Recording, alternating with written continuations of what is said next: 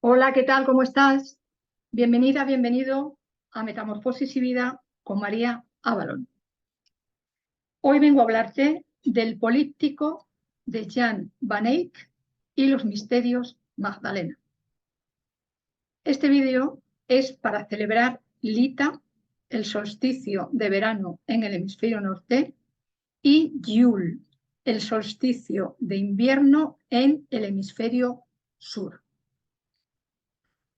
El Políptico de Gante es una obra inmensa, en todos los sentidos de la palabra inmensa, por sus dimensiones, por lo que representa, por las técnicas pictóricas novedosas que Jan van Eyck utilizó para realizarlo. Este es el Políptico abierto, este es el Políptico cerrado. Se encuentra en la Catedral de Saint-Bavon, en Gante, una ciudad belga muy próxima a Bruselas, y está situada Gante en una zona en la que en la época de este pintor, últimos años del siglo XIII y primeros del siglo XIV y primero del siglo XV, junto con Brujas, Amberes, la misma Bruselas, Lovaina, era una zona de muchísima riqueza, una zona de muchísima expansión, una zona muy visitada por muchísimas gentes, no solamente en el ámbito comercial, también en el ámbito esotérico, en el ámbito iniciático, porque es de este último del que trata esta magnífica obra, que también es conocida como el Políptico de Gante y que tiene como nombre oficial la adoración del Cordero Místico. Sin embargo, como voy a explicar a continuación, no es un cordero lo que Van Eyck representó. No es un cordero. Y de ahí la relación, la alusión de este políptico, de esta obra de arte, con el simbolismo de los misterios Magdalena, que es el simbolismo del Santo Grial, en su versión femenina. Para realizar este vídeo, en cuanto a las explicaciones del políptico, me he inspirado en esta obra de Seren y Adra Bertrand, en la que le dedican una parte bastante extensa al simbolismo del políptico. Yo visité Gante y las otras ciudades que acabo de mencionar durante el equinoccio de primavera. De manera que desde ese momento hasta hoy, que es el solsticio de verano, esta criatura se ha ido gestando. He repasado todo lo que Seren y Adra mencionan aquí en sus explicaciones sobre el políptico. He repasado todo lo demás que conozco sobre los misterios Magdalena, puesto que es el ámbito de la sagrada energía femenina, ya lo sabes, es de trascendental significancia para mi vida presente.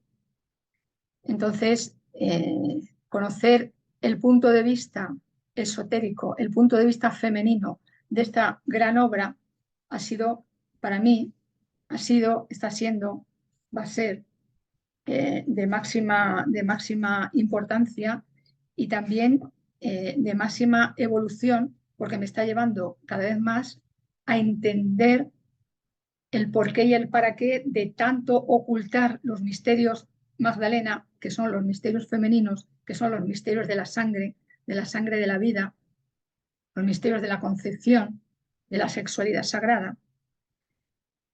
Tanto interés por mantenerlos ocultos, tanto interés porque no se conocieran, porque precisamente en la sangre, la sangre que corre por mis venas, por mis arterias, por las tuyas, por las venas y las arterias del planeta, por las venas y las arterias cósmicas, ahí está nuestro origen.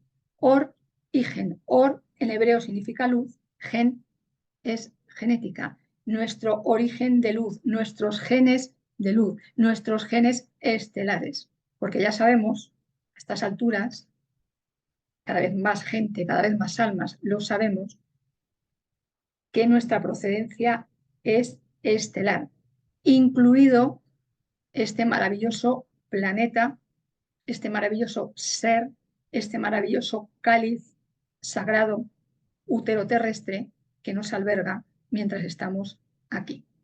Y con todo esto y más, tiene que ver esta obra que este gran iniciado, Jan van Eyck, que no solamente era un pintor, este gran iniciado fue capaz de expresar, de manifestar, de dejar ahí un legado simbólico a la vista de todo el mundo en un lugar católico.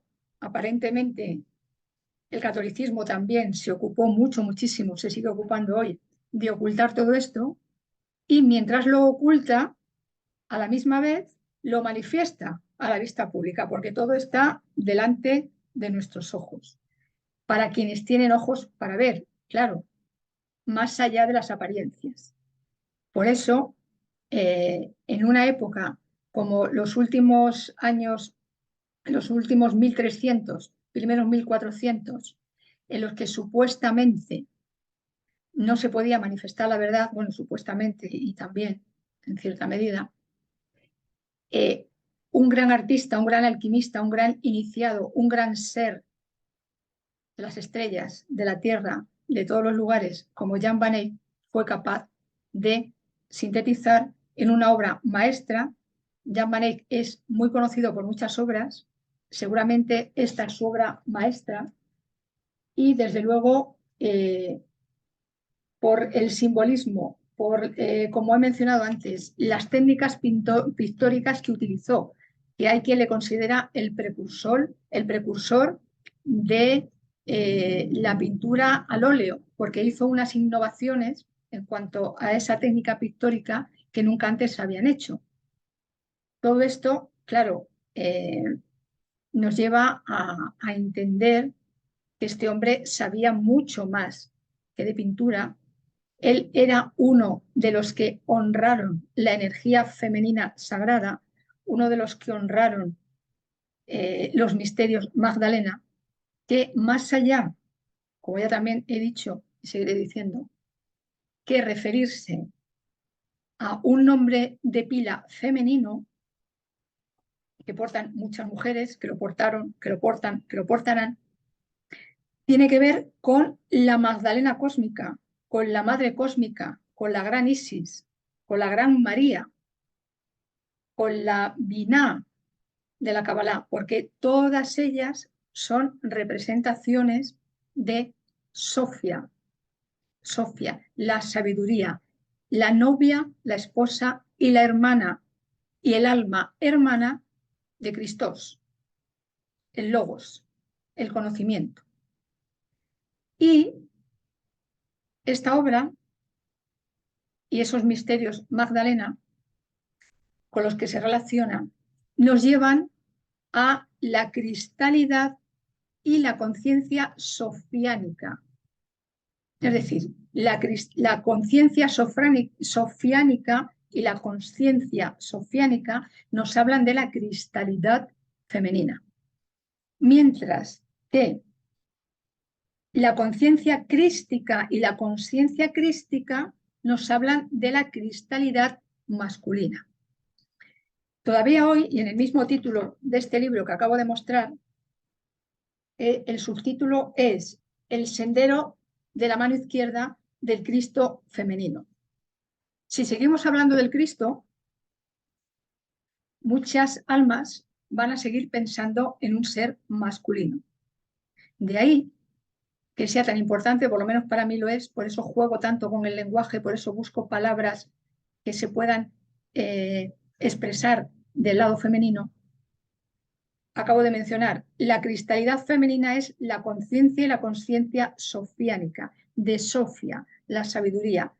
Sofía, madre, luna, yin, mientras que Cristos es Cristos o Cristos, Logos, Padre, Sol, Yang. Ambas conciencias, ambas energías han de ir unidas, han de estar perfectamente casadas, perfectamente hierogamizadas, para llegar a la tercera energía, que es la energía andrógina, es decir, el punto de unión perfecta, indisoluble, virgen, completa, que nos hace convertirnos a los seres humanos y terrenos en seres Magdalena Cristo, es decir, encarnaciones terrenas y humanas de esas dos conciencias, la conciencia y la conciencia sofiánica, la conciencia y la conciencia crística, y la cristalidad femenina y la cristalidad masculina, unidas en una, Ejad, Aleph. Por eso, cuando Yeshua decía, cuando seas capaz de ver a la mujer mucho más que como mujer, cuando seas capaz de ver al hombre mucho más que como hombre, y cuando seas capaz de unir ambas energías en una sola, entonces las puertas del reino de los cielos se abrirán para ti. Y a partir de ese momento, las bendiciones infinitas ocurrirán cada día en tu vida, como algo natural, porque nada es sobrenatural. Hemos creído durante muchísimo tiempo que esto, como tantos otros misterios, era algo sobrenatural que únicamente seres escogidos podrían llevar a cabo. No, ya sabemos que no, es perfectamente natural. Ahora, para llegar a ese punto de alquimia, a ese punto de transformación, a ese punto de unión, a ese hierogamo sagrado, primero de todo, como siempre digo, dentro de mí, para luego poder expresarlo fuera, hemos de asumir esas dos partes de nuestra energía, la femenina, la masculina, casarlas y entonces llegar al tercer polo, que el tercer polo es la unidad. 1 más 1, 2, y cuando los dos están unidos, estamos de nuevo en la unidad, estamos en la conciencia Aleph, estamos en Ejad, que en hebreo significa uno, que la divinidad es una, única, irrepetible, manifestada de múltiples formas, en múltiples, con múltiples vibraciones, con múltiples códigos, para que podamos conocerla y recibir su luz de una manera que nuestra lámpara, nuestra vasija, pueda sostener, bueno, primero pueda recibir, pueda sostener, pueda albergar y luego pueda manifestar, compartir, expresar, irradiar esa luz sin que la vasija, sin que la lámpara explote.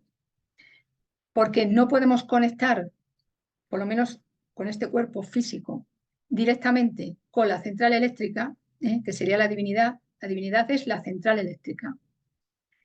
Para conectar con la central eléctrica, la lámpara, la vasija, ha de estar en igualdad de condiciones energéticas y vibracionales con esa central eléctrica, porque si no, la lámpara, la vasija, explotaría.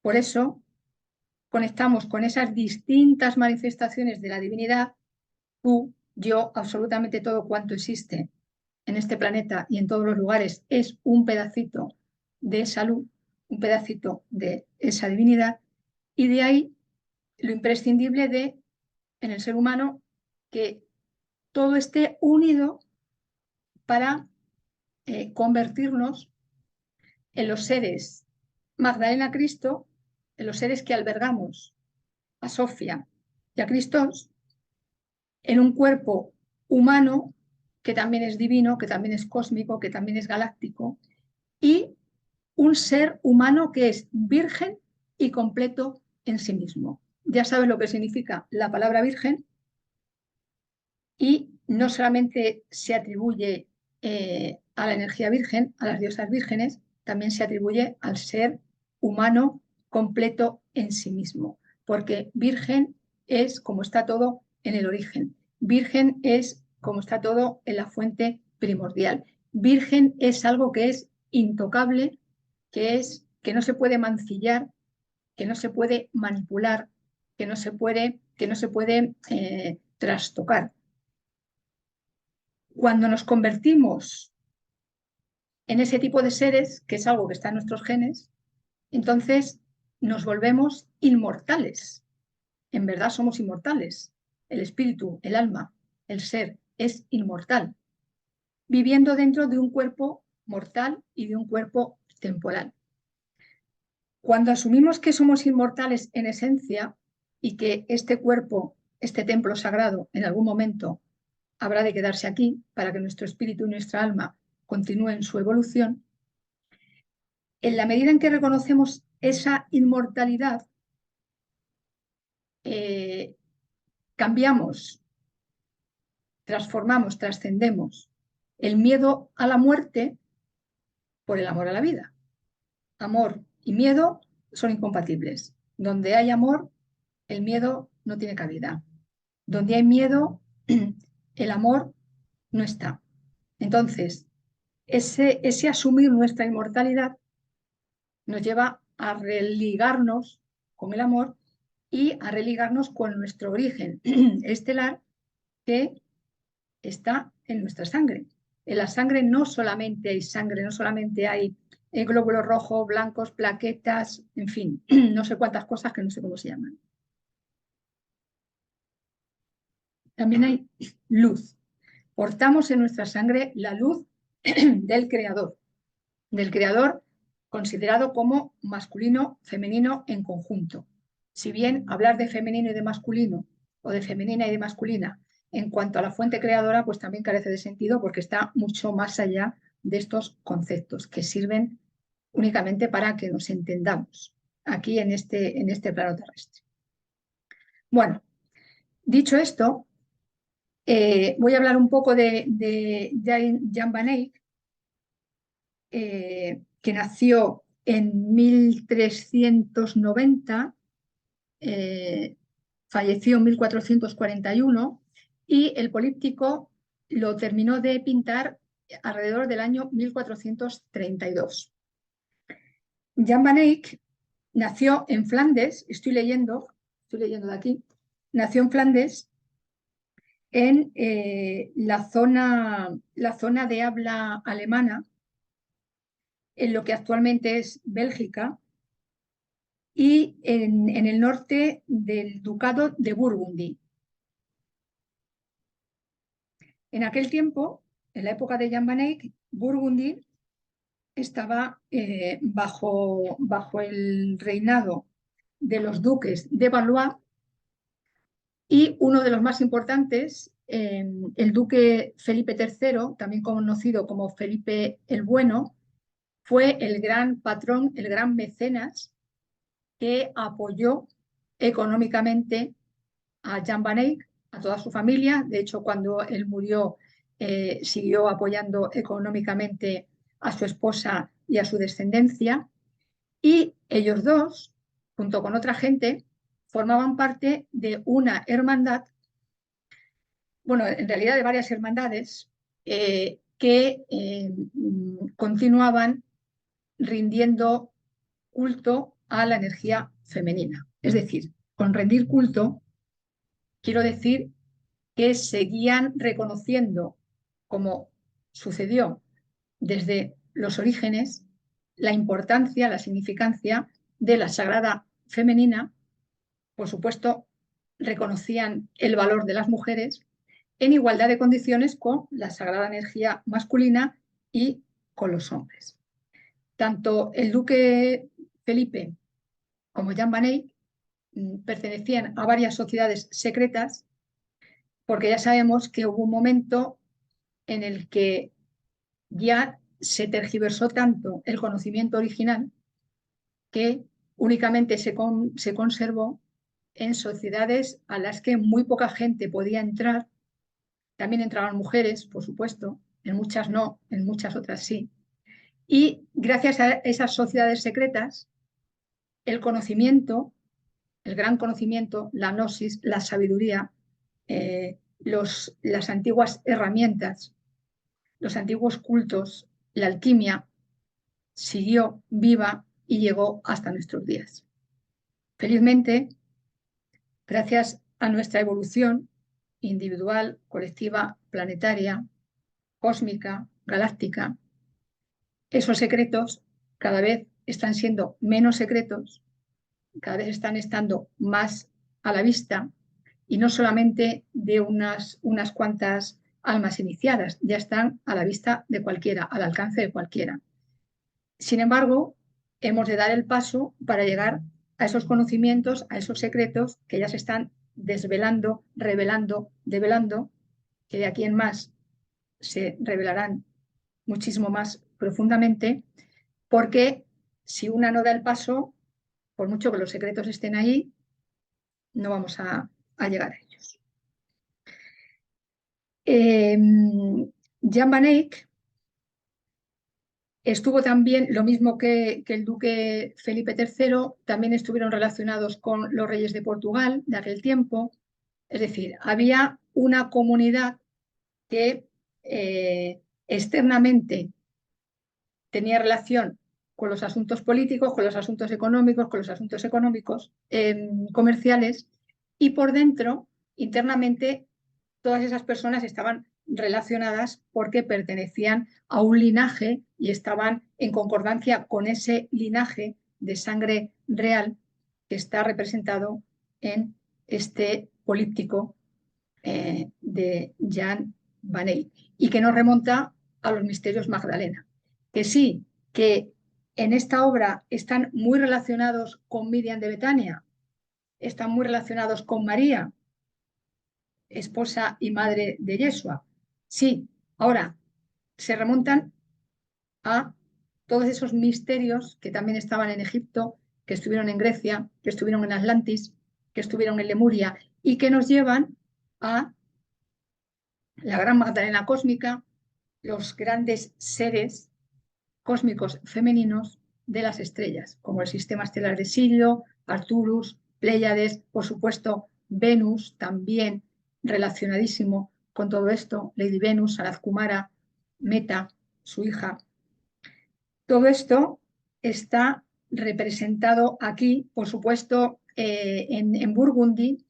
También había una tradición avaloniana allí, o sea, de nuevo nos encontramos con que Avalon no solo está en las Islas Británicas, sino que también está y estará en Francia, en todo el norte de Europa, puesto que todos esos misterios que vinieron de las estrellas y se fueron repartiendo y sembrando en distintos momentos, en distintos lugares de este planeta, siempre han estado relacionándose, y aunque han desaparecido físicamente esas humanidades que los trajeron, el conocimiento nunca desaparece, siempre quedan remanentes que llevan los conocimientos a otros lugares, y que esa rueda del conocimiento, de la gnosis, de la sabiduría, esa rueda de la vida, esa rueda de los misterios Magdalena, de los misterios María, de los misterios Sara, también hay misterios Sara, todas esas hermandades, fraternidades estelares, también terrenas, quedan permanentemente para que recordemos, quienes llegamos después, y volvamos a reconocer lo que éramos, lo que fuimos, lo que somos, lo que estamos en condiciones de llegar a ser. Podría pensarse que el Cordero Místico es Yeshua. Sin embargo, en esta obra, como en muchas otras, como en muchas escuelas de misterios, no se menciona a Yeshua en tanto que Yeshua, porque son obras, también está la literatura, también está la arquitectura. En todas estas ciudades que he mencionado, yo decía, a ver, con 2 ojos no me da, me hacen falta más ojos, porque por donde quiera que mirara, es que un símbolo más otro símbolo más otro símbolo de la energía femenina por todas partes, a ver, de la masculina también, evidentemente. Ahora, de la femenina, inmensos. En la Catedral de Amberes, yo me llevé una gran sorpresa cuando en muchas de las vidrieras que hay en esta catedral está representada, bueno, la flor de lis, por supuesto, y una rosa de 5 pétalos con una corona arriba. La rosa de 5 pétalos, la pentaflor, igual que la estrella de 5 puntas, hace referencia al planeta Venus, hace referencia a Lady Venus, hace referencia a esa parte femenina de la divinidad. Y ya digo, ahí en la Catedral de Amberes yo dije, a ver, en un templo supuestamente católico, todo esto que estoy viendo aquí, claro, quien va con un punto de vista católico pues lo va a ver de otra manera. Sin embargo, gracias a que en todas partes hay troyanos, como ese virus informático que hay troyanos y troyanas, es decir, gente que está en un determinado sistema, que está en un determinado ámbito y que aun estando en ese ámbito tiene el conocimiento profundo como para permitir que se exhiba en lugares públicos, en lugares como puede ser un templo católico, un conocimiento que tiene que ver con esos misterios femeninos, que tiene que ver con los lugares sagrados y de poder del planeta Tierra. No hay un solo templo en el planeta, ni uno solo, da igual que sea megalítico, sinagoga, templo católico, ortodoxo, islámico, que no esté edificado en un lugar de poder telúrico. Porque los misterios Magdalena también tienen que ver no solamente con la Magdalena cósmica, sino con la gran Magdalena terrestre. De hecho, las cuevas que hay en todo el planeta, hay una época de la historia que se llama el magdaleniense, porque la palabra magdaleniense, que viene de Magdalena y viene también, está relacionado con la cueva, porque cuando no había edificios, la gente se reunía en las cuevas, en el útero de la madre tierra, igual que la cueva del útero femenino de nuestra mamá, cuando nuestro ser es gestado, es concebido, gestado, hasta que llega el momento del alumbramiento. Pues también es una cueva, todo úteros, cálices sagrados en los que se mantiene la conexión entre lo de arriba, lo de abajo y lo del medio. El ser humano siempre es el puente que conecta lo terrestre con lo celeste y que contiene estructuras, códigos, linajes, genética de los dos lugares unidos. Y por eso, gracias a que hay troyanos y troyanas en todas partes, el conocimiento sigue estando ahí expuesto a la vista de cualquiera. Sin embargo, para ser consciente hemos de tener el conocimiento, hemos de tener la información que nos hace ver en la misma imagen algo completamente distinto a lo que suele ver la gente que todavía no tiene ese conocimiento. Y de ahí que muchas veces en muchos templos católicos, yo en este de Amberes me llevé muchísimas sorpresas, no ha sido el único, en muchos templos católicos se vean cosas que digan, pero a ver, esto realmente, claro, ¿por qué permitieron que esas cosas se expusieran ahí? Porque quienes dieron permiso para construir esos templos eran conocedores de los misterios. ¿Que los han negado? Sí. ¿Que los siguen negando? También. Sin embargo, ellos los conocían y los seguían muchos, no digo que todos. Entonces, gracias a eso, todo esto lo podemos contemplar de una manera cada vez más abierta. Otra cosa que me llamó muchísimo la atención de la Catedral de Amberes es que justo sobre el altar mayor hay un crucifijo, es el primero que yo he visto que tenga los bordes, tanto en el vástago vertical como en el vástago horizontal, los bordes terminados en flores de lis. Yo me quedé, cuando iba mirando, digo, a ver, estoy viendo lo que estoy viendo, no bebo alcohol, no tomo drogas. Yo dije, a ver, ¿de verdad estoy viendo esto?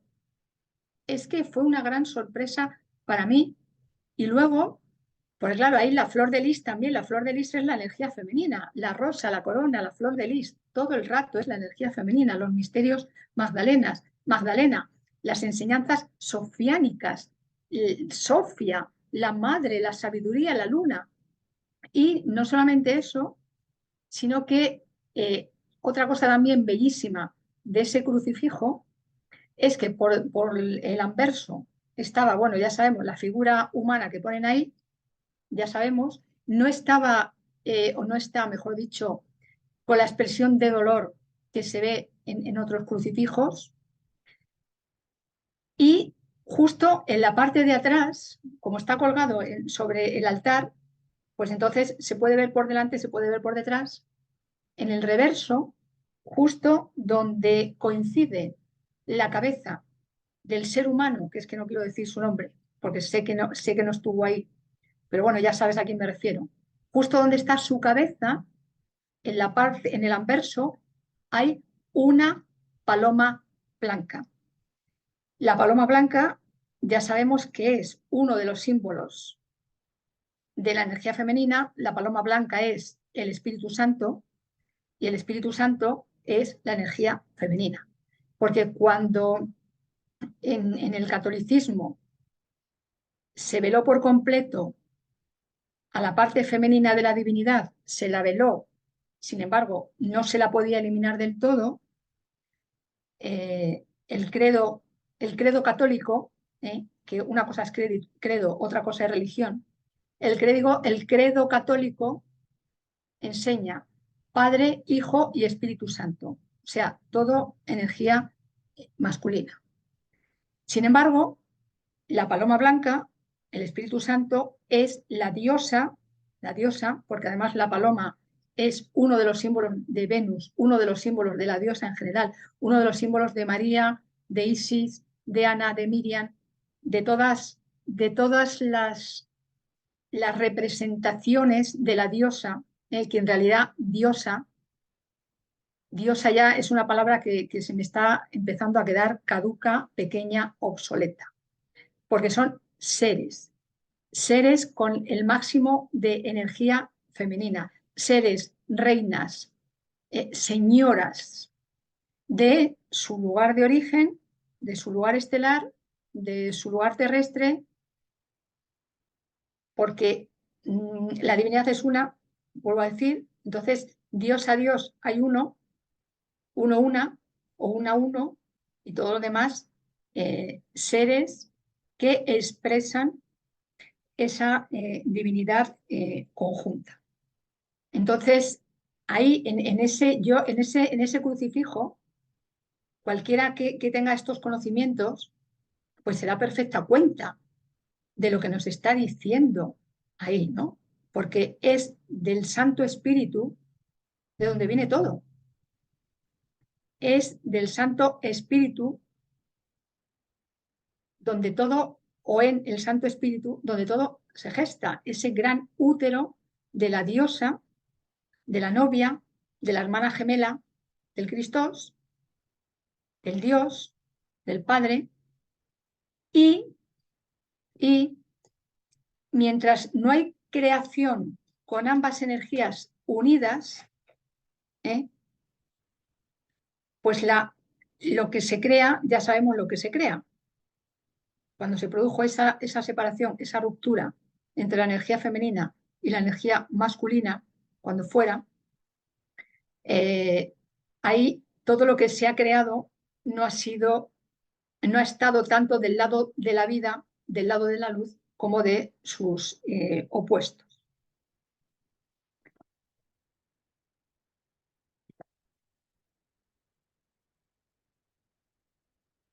Mucho antes que existieran las iglesias, los templos en general, se celebraba a la diosa, se celebraba la menstruación. La menstruación nada tiene de enfermedad, nada tiene de problema. Sé que muchas mujeres todavía hoy eh, tienen dificultad con esa parte de su naturaleza, porque todavía hay muchos patrones en el subconsciente que siguen presentando la menstruación y en general todos los misterios femeninos como algo impuro, pecaminoso, de lo que hay que limpiarse. Nada, de nada, de nada.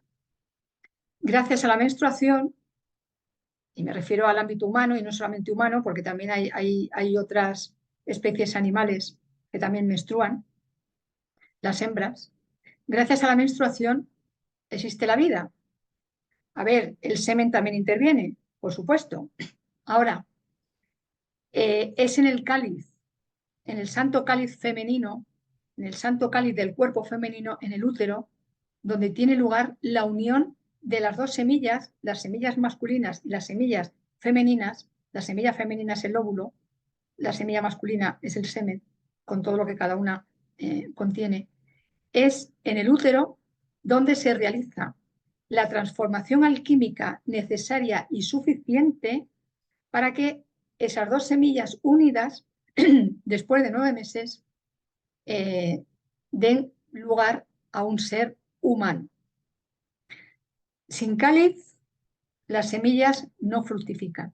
Por eso los misterios Magdalena también, entre las múltiples enseñanzas que contienen, nos están hablando de esa transformación alquímica, de ese hierogamos sagrado, de esa sexualidad sagrada que ha de producirse para que tenga lugar la unión de dos genéticas y de la unión de esas dos genéticas nazca un nuevo ser humano. Esto de manera natural, única y exclusivamente, se puede producir en el útero femenino. A ver, me estoy refiriendo al útero femenino porque me estoy refiriendo a los seres humanos. Por supuesto, lo extiendo a todo. Sin embargo, pues yo estoy encarnada como ser humano, tú también. En fin, me refiero a ese ámbito, pero por favor, no nos quedemos solamente con ese ámbito. Si no hay cáliz, la vida que se crea es artificial, que podrá ser muy sofisticada, que podrá ser muy avanzada, que podrá ser o no tanto. Yo me inclino más a lo segundo. Ahora, de manera natural, las semillas se transforman en un ser humano dentro del cáliz sagrado de la mujer. Es ahí donde se hace la alquimia. La alquimia tanto de la semilla femenina, los óvulos o el óvulo, como de la semilla masculina. El semen por sí solo no tiene la capacidad de hacer esa transmutación alquímica. El óvulo por sí solo es posible que tampoco. Es el útero femenino donde se da la posibilidad de que esa transformación alquímica se lleve a cabo. Sucede lo mismo con el planeta Tierra. La prima mater, la mater materia, yo y la madre somos una.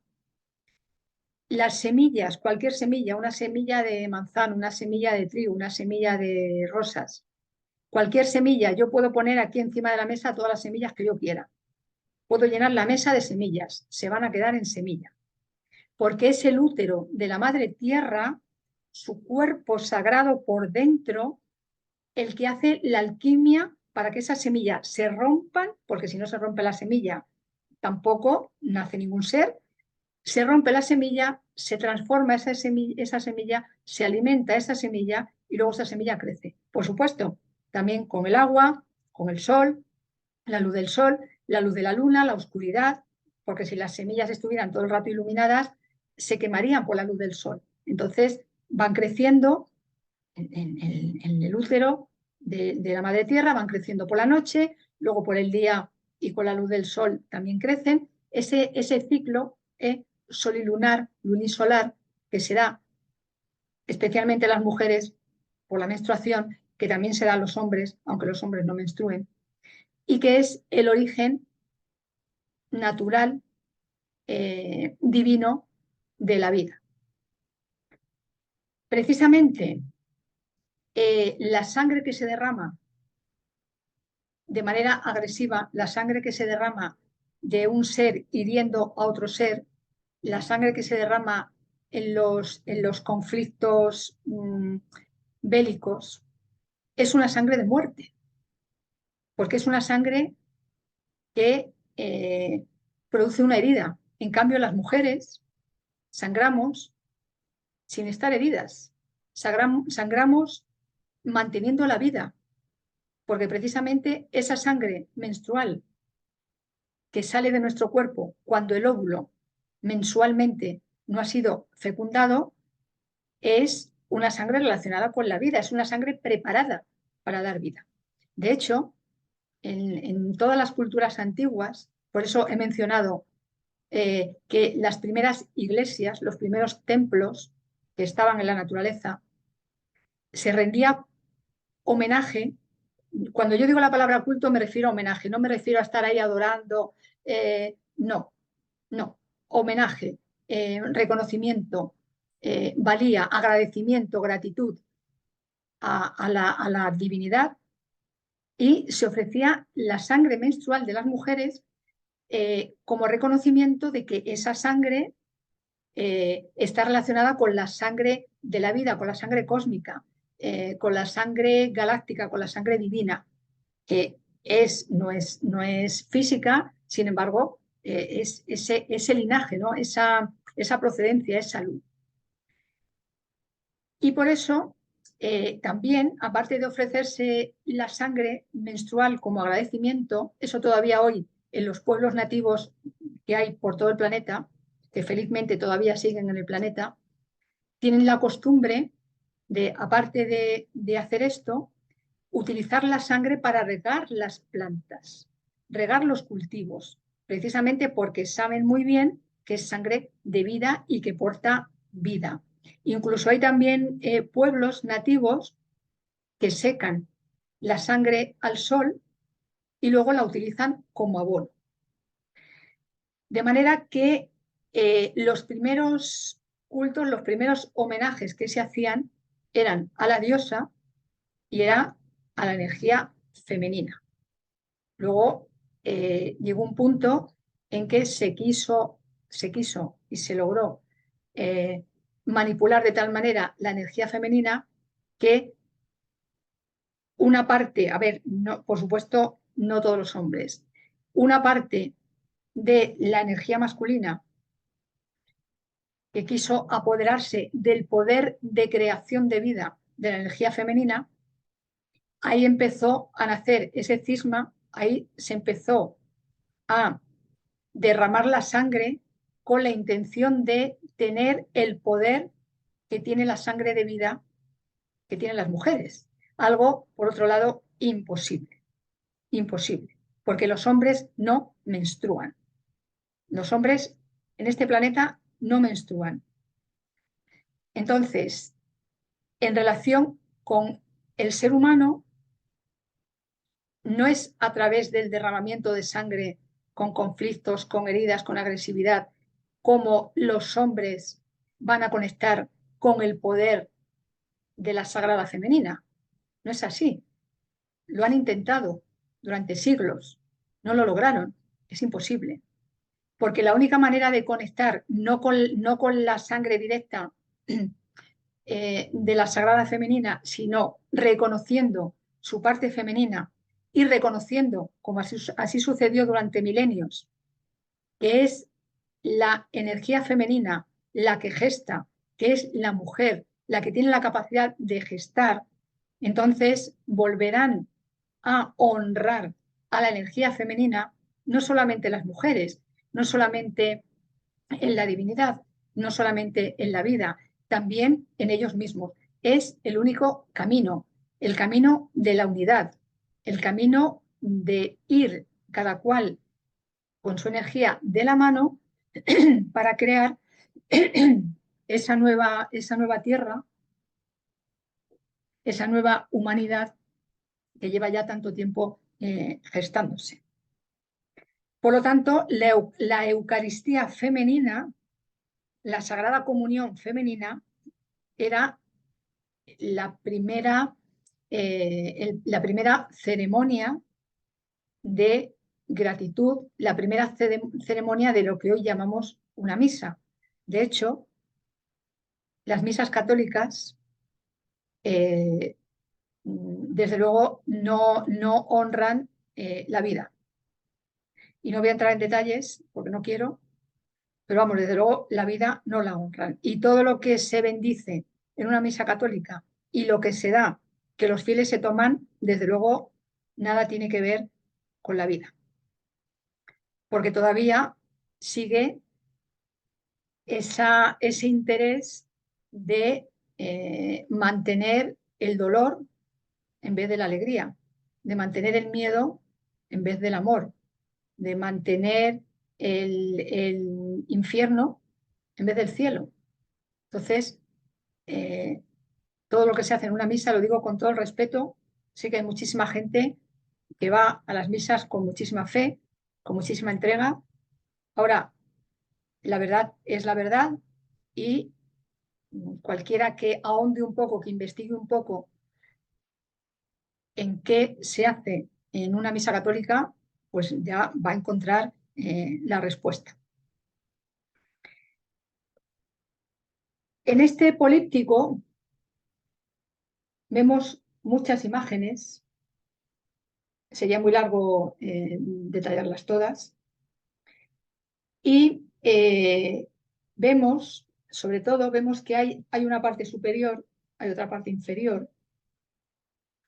Cada uno de estos cuadros tiene su simbología, todos los que están, cuando está cerrado también.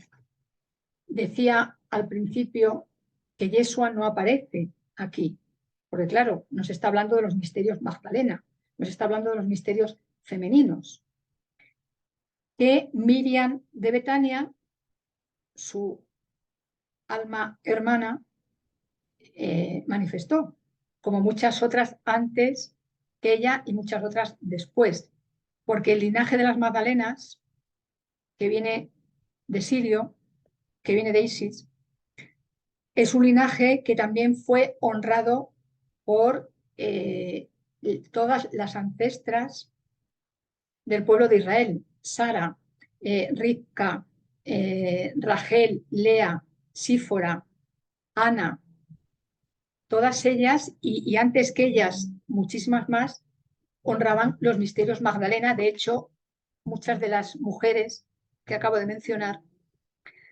fueron magdalenas y sacerdotisas de Isis, iniciadas por lo tanto en los misterios Magdalena, que además de tener que ver con la sangre y además de tener que ver con la vida, tenían que ver con la alquimia sexual. Eran especialistas en iniciar a los hombres en la alquimia sexual, porque es la mujer la que inicia al hombre en la alquimia sexual y en la transformación que se produce cuando la relación sexual deja de ser una relación carnal para convertirse en una relación de dos almas, de dos conciencias que elevan su energía a través del cuerpo. Es decir, el cuerpo físico, la relación física sería el camino, el medio a través del cual las dos almas se unen, de ahí lo del hierogamos sagrado, el matrimonio sagrado, la unión sexual sagrada y consciente, que les lleva a ambos, al hombre y a la mujer, a conectar con la energía primigenia de la fuente, porque la energía primigenia de la fuente es una energía sexual.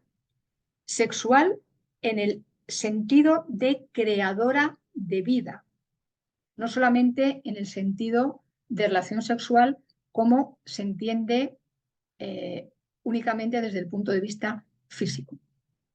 De modo que las Magdalenas de Isis tenían esta función.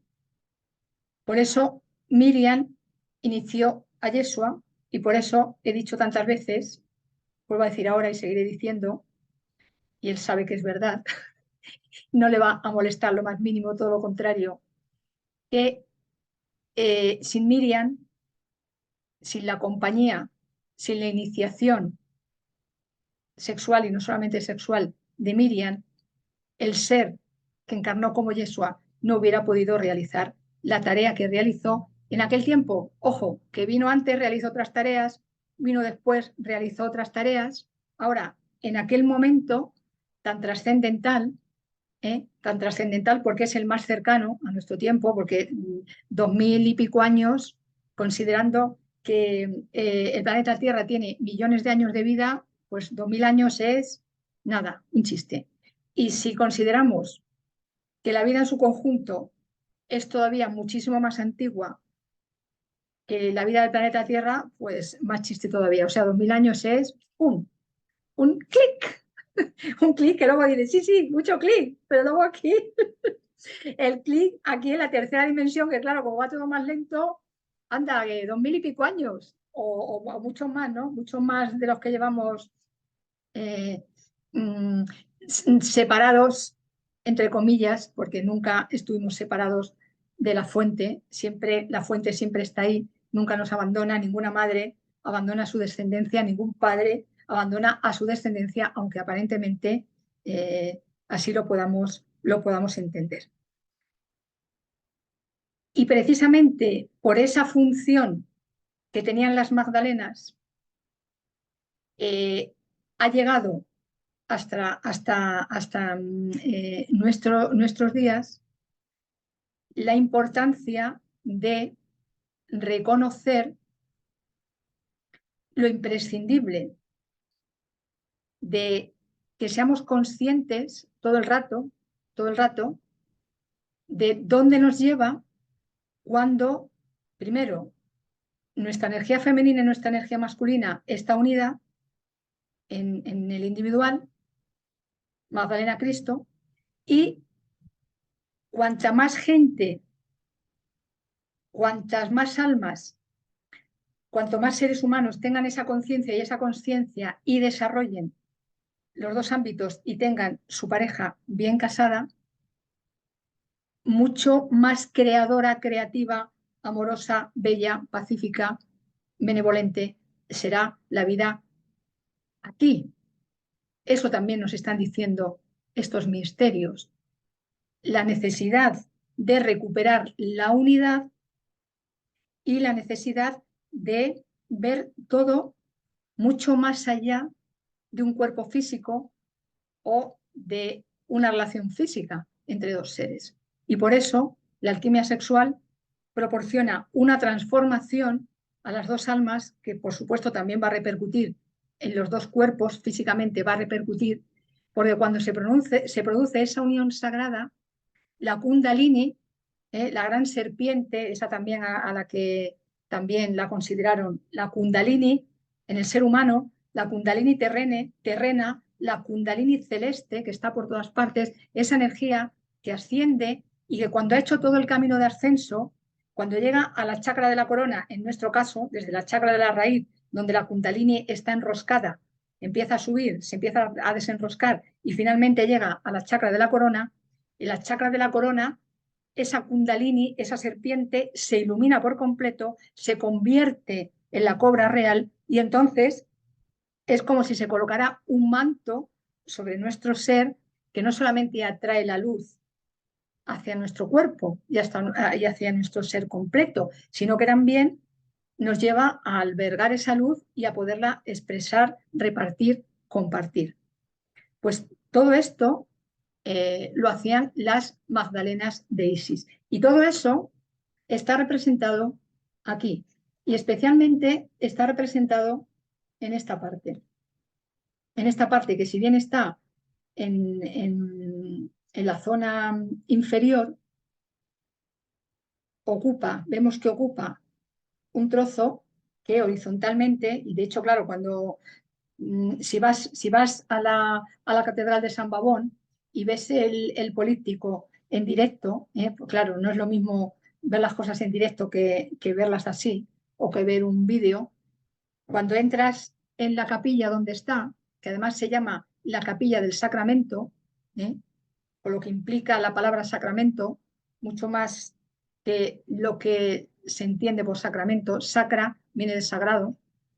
Al entrar que está dentro de unos cristales blindados. Y claro, según entras en la capilla, ¡pum! Es como que se va la vista, se va la vista todo y especialmente aquí, claro, yo como ya ya me había estudiado este libro, pues mi vista ya iba, lógicamente, iba condicionada, felizmente condicionada.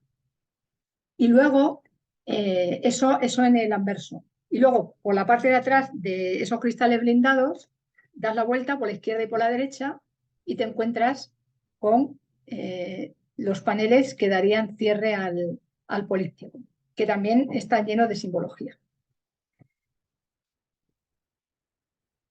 ¿Quiénes se ven aquí? Bueno, pues aquí vemos a Adán y Eva. Eva está claramente encinta, por supuesto, no hay duda. Aquí vemos también otra serie de figuras, todas ellas femeninas. Este es Juan el Bautista. Esta figura se puede interpretar como la figura de Miriam y como la figura de María. María la madre, Miriam la esposa. Para mí representa a las dos. Según explican Seren y Yatra, representaría más a Miriam porque para ellos, y también, María Madre está representada en esta figura. Aquí vemos la paloma blanca del Espíritu Santo nuevamente y aquí vemos al arcángel Gabriel, el de la Anunciación. Y bueno, ya que he cerrado, aquí está de nuevo Juan el Bautista y aquí está supuestamente Juan el Evangelista. Voy a acercarlo, no sé si se va a ver muy bien, seguro que sí, porque es que está tan claro que seguro que sí. Cuando estás allí y lo ves, claro, con todo el tamaño descomunal que tiene el políptico, ya te das cuenta, o sea, si no te has dado cuenta antes, bueno, esto, Juan el Evangelista de hombre tiene lo mismo que yo. Lo mismo que yo tengo de hombre, físicamente hablando, tiene esta imagen de Juan el Evangelista. Es decir, cero. De hecho, hay muchísima gente que desde muy, muy antiguo viene diciendo y escribiendo que la verdadera identidad de Juan el Evangelista, o mejor dicho, lo voy a decir de otra manera, que Juan el Evangelista es Miriam y que el Apocalipsis de Juan el Evangelista en verdad lo escribió Miriam. Miriam de Betania. A ver, sé que ha habido muchas Miriam, especifico Miriam de Betania. Magdalena y sacerdotisa de Isis, que habitualmente se la llama María Magdalena.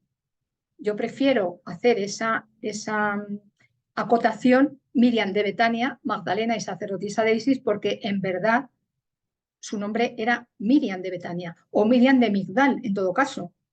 Magdalena es un grado de iniciación, lo mismo que María es un grado de iniciación, Sara, etc.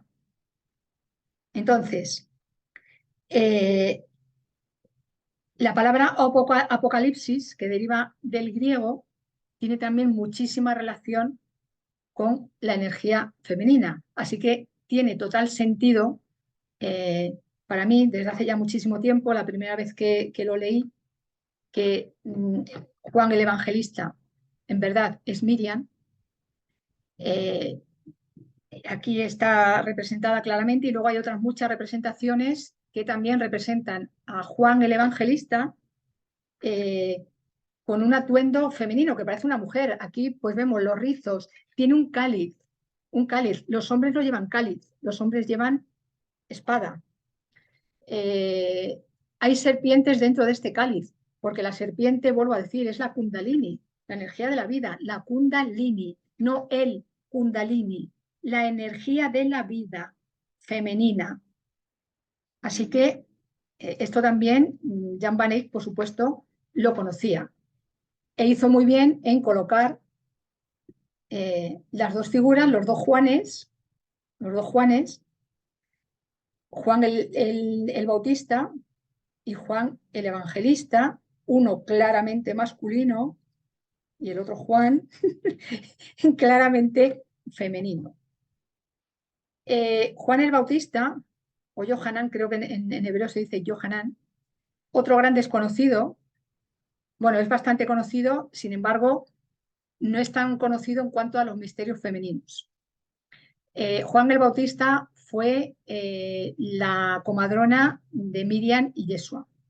De hecho, hay también muchos escritos y muchas informaciones de que Miriam conoció primero a Juan. Juan tenía una escuela de misterios, primero le conoció a él, estuvo con él, en todo el sentido de la palabra estuvo con él, y después, cuando conoció a Yeshua, claro, como Yeshua era su alma hermana, Juan el Bautista no, pues lógicamente ya Miriam de Betania estuvo unida a Yeshua, que también he de decir, por escandaloso que suene, esto en los libros de Ana, la abuela de Jesús, está muy explicado. Yeshua estuvo de por vida comprometido con Miriam de Betania, sin embargo, se casó con Miriam de Tiana. Y además, cuando estuvo en India, estuvo con una mujer que se llamaba Radha, con quien tuvo un hijo. Con esto, que sirva, esto que acabo de decir, para que quienes todavía siguen pensando que es verdad lo que el catolicismo menciona de que Yeshua era célibe, que célibe no tiene nada que ver con que una persona esté soltera o no. Célibe se refiere a una persona que incluso estando casada no mantiene relaciones sexuales con su pareja.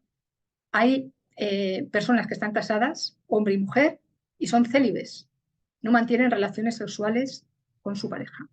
De la misma manera que hay personas que sin estar casadas, porque ya sabemos que no, o sea, no es imprescindible tener un papelito en el que diga, porque lo que cuenta es la unión de las almas, no que haya un papelito que diga que Juanita y Pepito están unidos por la iglesia o están unidos por el juzgado o están unidos por lo que sea.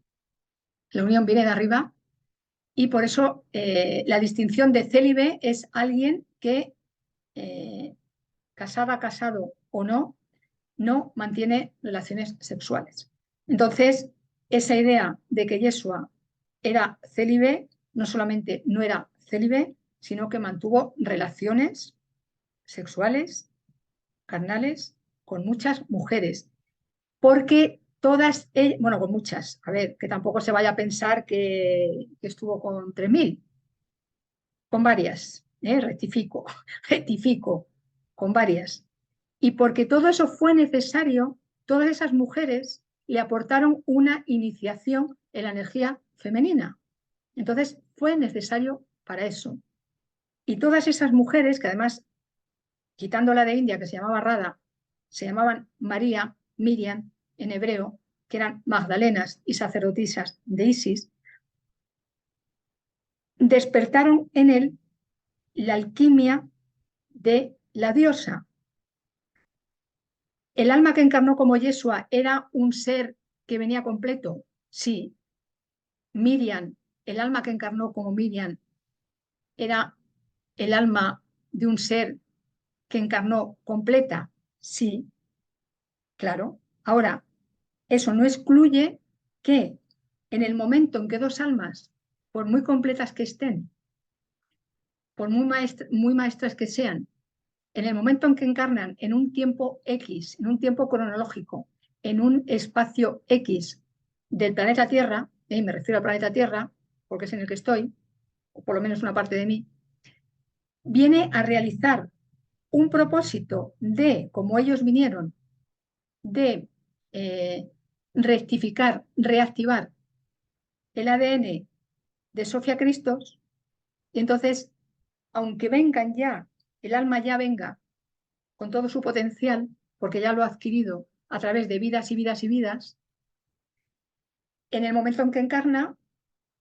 ha de realizar una labor concreta para que eso que ellos ya son se pueda materializar en los seres en el ADN, en la vida terrestre, de quienes todavía no están en ese grado evolutivo.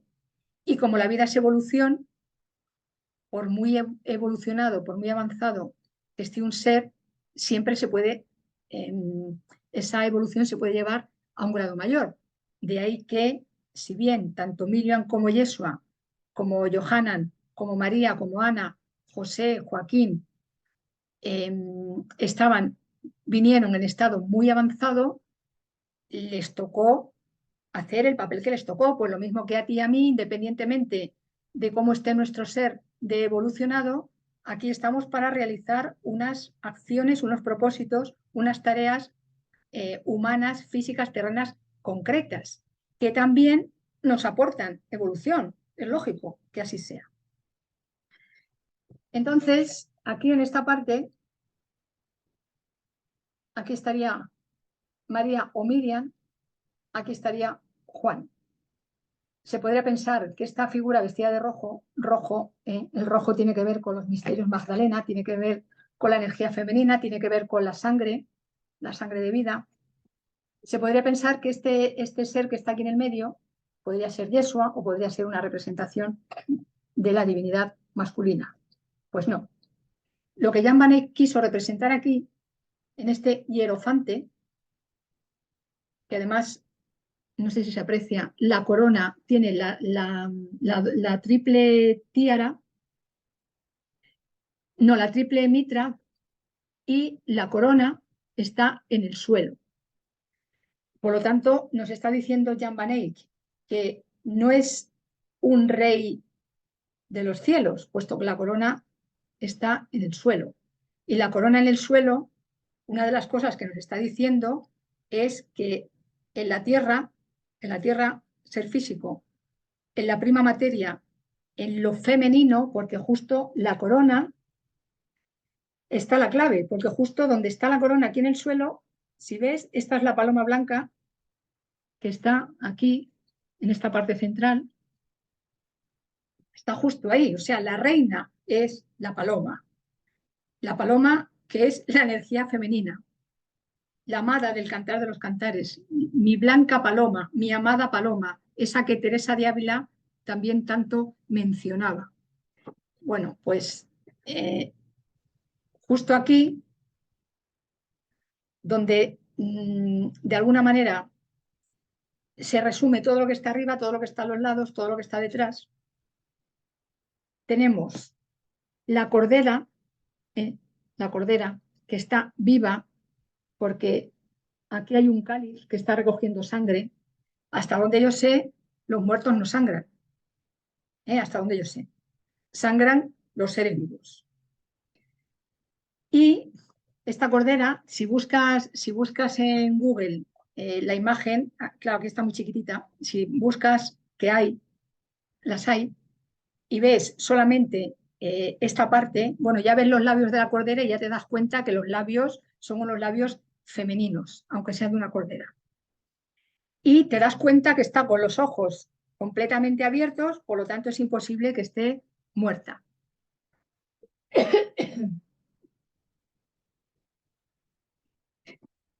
Y justo el cáliz, símbolo femenino, cualquier vasija, una taza, un caldero, es símbolo de la energía femenina, es símbolo de la diosa.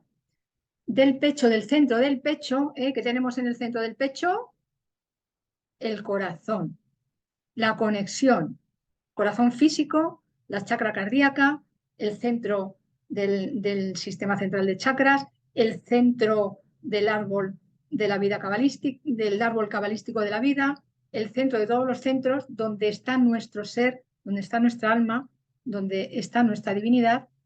La sangre sale de ahí y se vuelca en el cáliz. De manera que si la cordera está con los ojos abiertos y manando sangre del pecho, del centro del corazón, pues ya nos está diciendo que estoy viva, que no soy el que creéis que soy. Y nos está recordando la importancia de la vida que se transmite a través de la sangre y la sangre también como símbolo de la vida. Donde está colocado, aquí en esta especie de altar, Aquí esta parte está abombada, es decir, claramente está mostrando un útero en estado de gestación. Aquí hay unas figuras femeninas, también hay unas figuras masculinas y están homenajeando, reconociendo a esta cordera, a este ser que lleva una corona de luz alrededor y, por lo tanto, están reconociendo, están honrando, están agradeciendo la energía de la vida que viene de arriba, llega aquí abajo y luego se reproduce. Y luego vuelve a subir. Arriba, centro, abajo, centro, arriba. Todo el tiempo es así. Hay muchísima más simbología, pero claro, tampoco voy a alargarme demasiado. Sí queda claro, a medida que yo iba leyendo estos capítulos de Magdalene Mysteries, e iba mirando, claro, ya después de haber estado allí, primero me encontré con el libro. Ya se me empezó a manifestar la necesidad de yo esto lo tengo que ver, no me vale con el libro, yo tengo que ver el políptico en persona. Gracias que encontré en la tienda de la catedral, encontré esta miniatura. Después de haber estado allí, después de observar y que sigo observando, la tengo en mi despacho ahí delante para que me inspire, cada vez me voy dando más cuenta de todos los mensajes que este gran alquimista, que este gran iniciado, que este gran pintor dejó expresados aquí y que resumen en su época, que también se le considera uno de los precursores del Renacimiento.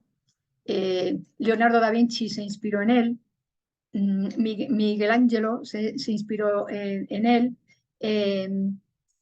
nos hace una especie de resumen pictórico, de resumen artístico, de toda una serie de códigos relacionados con el Santo Grial y relacionados con esos misterios que forman parte de la vida cósmica, galáctica, humana, terrena, y que poco a poco se están empezando a conocer de una manera cada vez más profunda.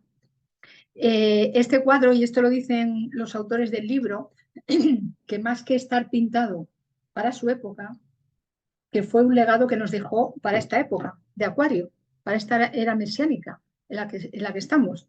No porque vaya a venir un Mesías concreto, sino porque estamos en la oportunidad, como nunca ha habido, de convertirnos cada cual, esto también lo he dicho y seguiré diciéndolo, convertirnos cada cual en nuestro propio Mesías, convertirnos cada cual en nuestro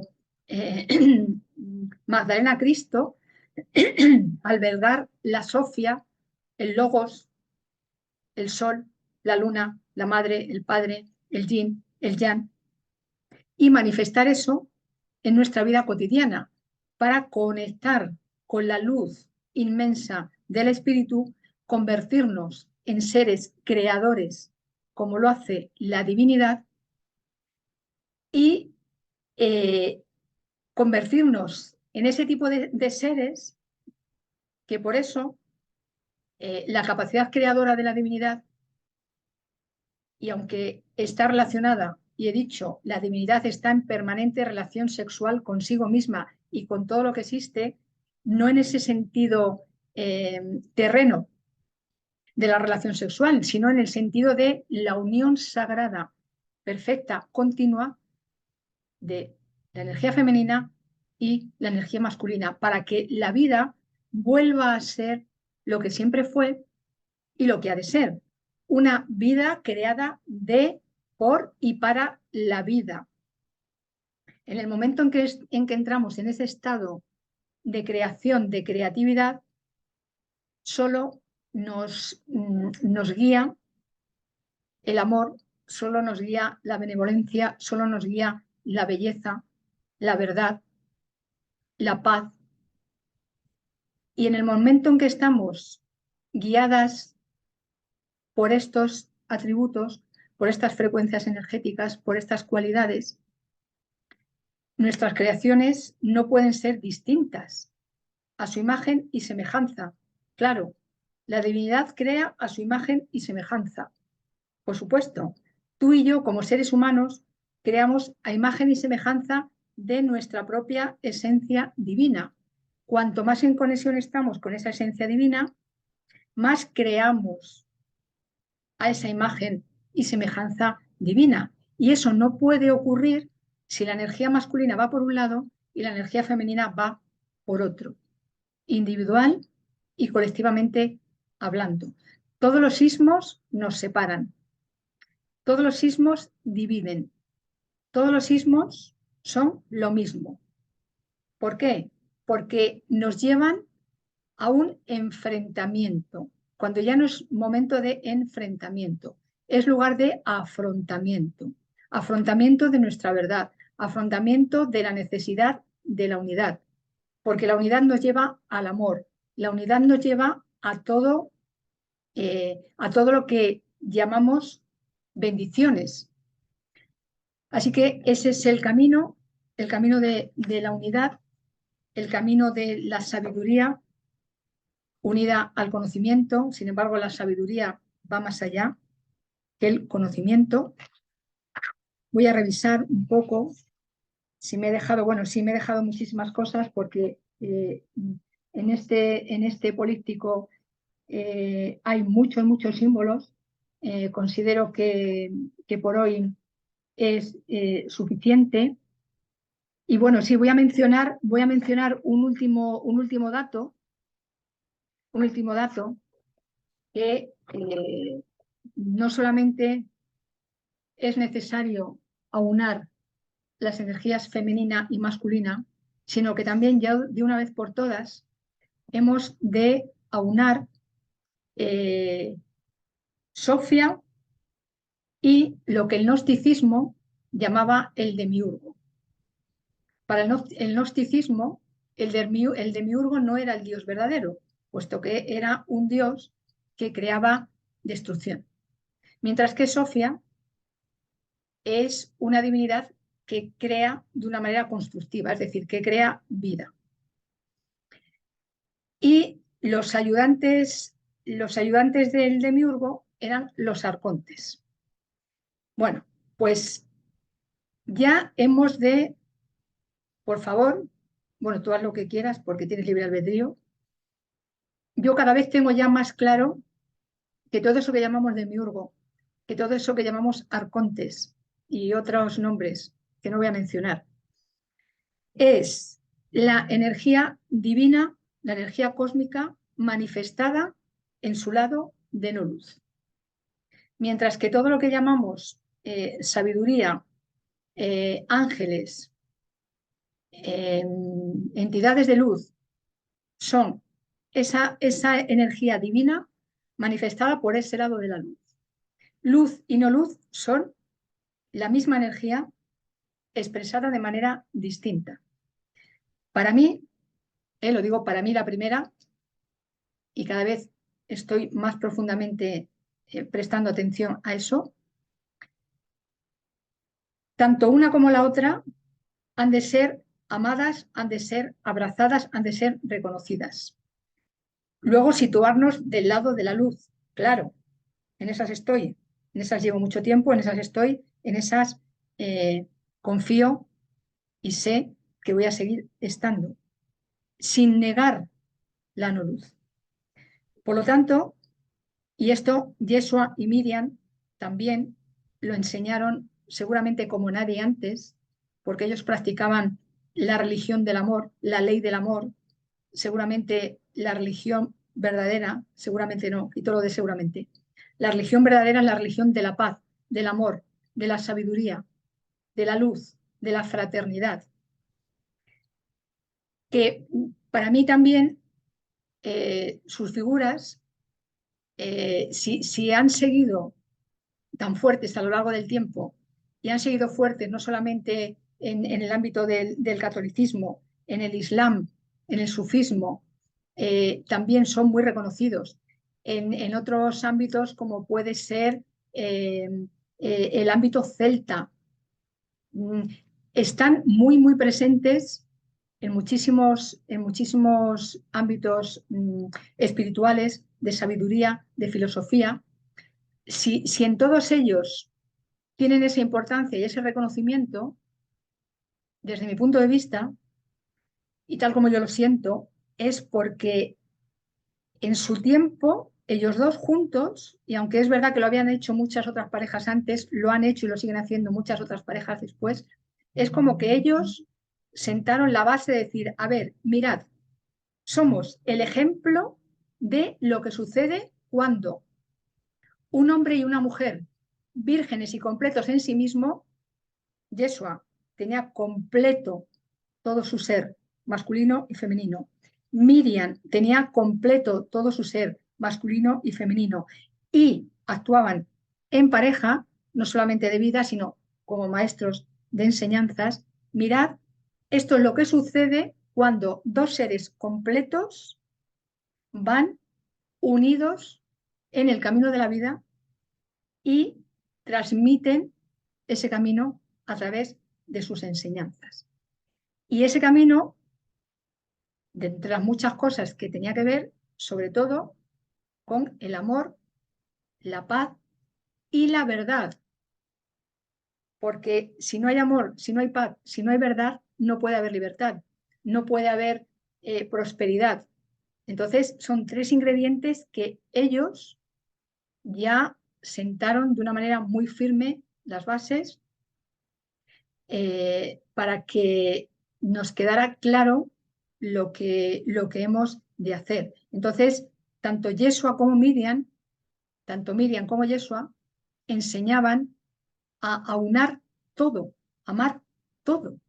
Y eso que he dicho al principio, cuando hagas de dos, uno, no solamente se referían a la energía femenina y a la energía masculina, también se referían a absolutamente todo. Cuando hagas de dos, uno, cuando abraces a la Sofía y abraces al Demiurgo, cuando abraces a los ángeles y abraces a los arcontes y te des cuenta que en verdad todos ellos son tú, manifestados de manera distinta, ahí es cuando los arcontes se convierten en ángeles y el demiurgo vuelve a ser Sofía, vuelve a ser la divinidad en su máximo esplendor.